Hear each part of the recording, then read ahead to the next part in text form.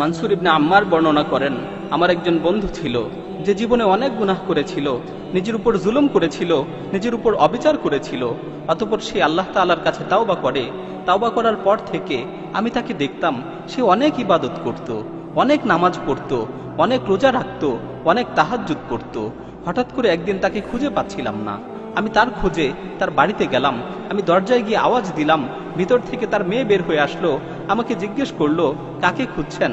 তখন আমি বললাম, তোমার আব্বুকে যে বলো অমুক এসেছে। অতঃপর আমাকে ভিতরে আসতে বলা হলো। আমি ভিতরে প্রবেশ করলাম। আমি দেখলাম সে বাড়ির মাঝখানে শুয়ে আছে। তার চেহারা বিকৃত হয়ে গেছে, তার চোখগুলো বড় বড় হয়ে গেছে। তখন আমি তার এই অবস্থা দেখে বললাম, হে আমার ভাই, আমার ভয় হচ্ছে। হে আমার ভাই, তোমার এই অবস্থা দেখে আমার ভয় হচ্ছে। তুমি বেশি বেশি করে লা ইলাহা ইল্লাল্লাহ বলতে থাকো। এ কথা শুনে সে অনেক কষ্ট করে আমার দিকে তাকালো, অতঃপর বেহুশ হয়ে গেল। যখন তার হুঁশ ফিরে আসলো, আমি তাকে দ্বিতীয়বার আবারও বললাম, হে ভাই, বেশি বেশি করে লা ইলাহা ইল্লাল্লাহ বলতে থাকো। সে আবারও বেহুশ হয়ে গেল। যখন তার হুঁশ ফিরে আসলো, আমি তৃতীয়বার আবারও বললাম, হে ভাই, বেশি বেশি করে লা ইলাহা ইল্লাল্লাহ বলতে থাকো।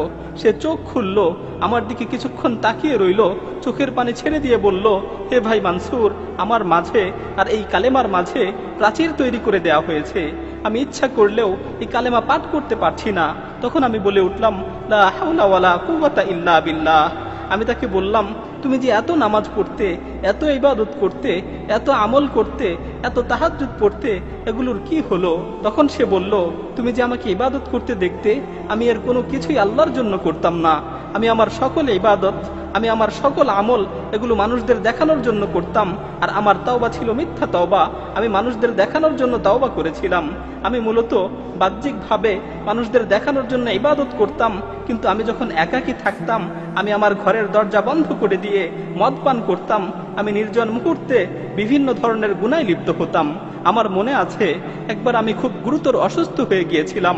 আমার ধারণা হচ্ছিল আমি আর বাঁচব না। তখন আমি আমার পরিবারের লোকজনকে বললাম, আমাকে ধরে বাড়ির মাঝখানে নিয়ে আসো এবং আমার নিকট একটি কোরআন শরীফ নিয়ে আসো। অতঃপর তারা আমাকে ধরে বাড়ির মাঝখানে নিয়ে গেল এবং আমার নিকট কোরআন শরীফ নিয়ে আসলো। আমি কোরআনকে খুলে পড়তে লাগলাম এবং আসমানের দিকে তাকিয়ে বলতে লাগলাম, হে পরম দয়ালু আল্লাহ, হে পরম দয়ালু আল্লাহ, এই কোরআনের মাধ্যমে তুমি আমাকে সুস্থতা দান করো। আমি তোমার সাথে ওয়াদা করছি, আমি তোমার সাথে প্রতিজ্ঞাবদ্ধ হচ্ছি, আমি আর কোনোদিন গুনাহ করব না, আমি আর কোনোদিন গুনার দিকে পা বাড়াবো না। আল্লাহ তাআলা আমাকে সুস্থতা দান করলেন। যখন আমি সুস্থ হলাম, তখন আমি আগের মতোই আবারও গুনায় লিপ্ত হলাম। প্রতিনিয়ত গুনাহ করতে থাকলাম। আল্লাহর সাথে কৃত ওয়াদার কথা একেবারেই ভুলে গেলাম। এভাবে গুনাহ করতে করতে বেশ কিছুদিন অতিবাহিত হয়ে গেল। এভাবে আল্লাহর নাফরমানি করতে করতে বেশ কিছুদিন অতিবাহিত হয়ে গেল। অতঃপর আমি দ্বিতীয়বার আবারও অসুস্থ হয়ে পড়লাম। আমি কঠিন রোগে আক্রান্ত হলাম। আমার আবারও মনে হচ্ছিল যে আমি আর বাঁচব না, আমি আর পৃথিবীতে থাকতে পারবো না। তখন আমি আমার পরিবারকে আবারও বললাম, তোমরা আমাকে উঠানে নিয়ে চলো, আমার কাছে কোরআন নিয়ে আসো। আমি প্রথমবারের মতো দ্বিতীয়বার আবারও প্রার্থনা করলাম। আমি আবারও আকাশের দিকে দুহাত তুলে বললাম, হে আমার প্রতিপালক, হে আমার প্রতিপালক, হে পরওয়ারদিগার, এই কোরআনের মাধ্যমে তুমি আমাকে সুস্থতা দান করো। আল্লাহ তাআলা আমার ডাকে আবারও সাড়া দিলেন, আমাকে রোগ থেকে মুক্তি দিলেন।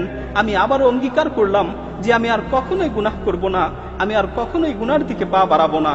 কিন্তু দ্বিতীয়বারেও আমি আমার অঙ্গীকারের কথা আবারও ভুলে গেলাম। আমি আবারও গুনায় নিমজ্জিত হলাম। আমি আবারও গুনার সমুদ্রে হাবুডুবু খেতে লাগলাম। এভাবে বেশ কিছুদিন অতিবাহিত হয়ে গেল।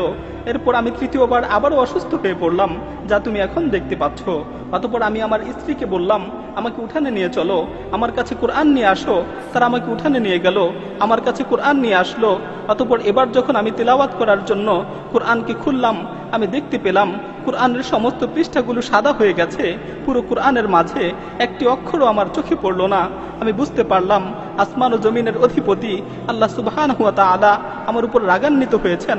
আসমান ও জমিনের অধিপতি আল্লাহ সুবহানাহু ওয়া তাআলা আমার উপর ক্রোধান্বিত হয়েছেন, কারণ আমি বহুবার তার সাথে ওয়াদা করেছি, বহুবার ওয়াদা ভঙ্গ করেছি। আমি বহুবার তার কাছে তাওবা করেছি, বহুবার তাওবা ভঙ্গ করেছি। তিনি আমাকে অনেকবার সুযোগ দিয়েছেন, কিন্তু আমি বারবার এই সুযোগের অপব্যবহার করেছি। আমি বুঝতে পারলাম যে আল্লাহ তাআলা আমার উপর রাগান্বিত হয়েছেন। তাই আমি আসমানের দিকে হাত তুলে বললাম, হে আল্লাহ, আমাকে এই বিপদ থেকে মুক্তি দাও। হে আল্লাহ, আমাকে এই বিপদ থেকে রক্ষা করো, আমাকে এই বিপদ থেকে উদ্ধার করো। আমি যখন এই কথাগুলো শেষ করলাম, আমি শুনতে পেলাম কেমন যেন আসমান থেকে আমাকে লক্ষ্য করে বলা হচ্ছে, তুমি যখন বিপদে পড়ো তখনই আমার কাছে আসো, আর যখন বিপদ শেষ হয়ে যায় তখন আবারও গুনায় লিপ্ত হও। তোমাকে আমি কতবার বিপদ থেকে উদ্ধার করেছি, তোমাকে কতবার বিপদ থেকে রক্ষা করেছি, কিন্তু তুমি একবারও নিজেকে শুধরানোর চেষ্টা করনি। মানসুর ইবনে আম্মার বলেন, এ কথা শুনে আমি ক্রন্দন করতে করতে তার কাছ থেকে উঠে গেলাম। আমি যখন বাড়ি থেকে বের হওয়ার জন্য দরজার কাছাকাছি পৌঁছলাম, তখন পিছন থেকে সংবাদ আসলো সে মারা গেছে, সে মৃত্যুবরণ করেছে। সে তওবা না করেই মৃত্যুবরণ করেছে। তার মাঝে ও তাওবার মাঝে প্রতিবন্ধকতা সৃষ্টি করে দেওয়া হয়েছে। প্রিয় ভাই ও বোনেরা, আল্লাহ তাআলা আমাদেরকে তওবা করার সুযোগ দিয়েছেন। আল্লাহ তাআলা আমাদের ডাক দিয়ে বলছেন, ইয়া আইয়ুহাল্লাযীনা আমানু তুবু ইলাল্লাহি তাওবাতান নাসুহা আসা রাব্বুকুম আন ইউকাফফিরা আনকুম সাইয়্যাতিকুম ওয়া ইউদখিলাকুম জান্নাতিন তাজরি মিন তাহতিহাল আনহার। হে ঈমানদারগণ, তোমরা একনিষ্ঠভাবে আল্লাহর নিকট তওবা করো। হে ঈমানদারগণ, তোমরা একনিষ্ঠভাবে আল্লাহ তাআলার নিকট তওবা করো। আল্লাহ তাআলা অবশ্যই তোমাদের গুনাহগুলোকে ক্ষমা করে দিবেন এবং তোমাদেরকে জান্নাতে প্রবেশ করাবেন, যার তলদেশ দিয়ে নহরসমূহ প্রবাহিত হয়। আল্লাহ তাআলা আমাদেরকে তওবা করার সুযোগ দিয়েছেন, কিন্তু আমরা এই সুযোগকে অবমূল্যায়ন করছি। আল্লাহ তাআলা আমাদের তওবা করার সুযোগ দিয়েছেন, কিন্তু আমরা এই সুযোগের অপব্যবহার করছি। এমন একটি সময় হবে যখন আমাদের মৃত্যু চলে আসবে, তখন আমরা তওবা করতে চাবো, কিন্তু আমাদের তওবা কবুল করা হবে না। আল্লাহ তাআলা বলছেন, ওয়ালাইসাতিত তাওবাতু লিল্লাযীনা ইয়ামালুনাস সাইয়্যাত হাত্তা ইযা হাদারা আহাদাহুমুল মাউত ক্বালা ইন্নী তুবতুল আন। আর এমন লোকদের জন্য কোনো ক্ষমা নেই যারা মন্দ কাজ করতেই থাকে, এমনকি যখন তাদের মাথার উপর মৃত্যু এসে উপস্থিত হয় তখন বলতে থাকে, আমি এখন তওবা করছি। প্রিয় ভাই, আর দেরি নয়, আসুন এখনই তওবা করি, সুযোগ থাকতে তওবা করি, সুস্থ অবস্থায় আল্লাহর দিকে প্রত্যাবর্তন করি।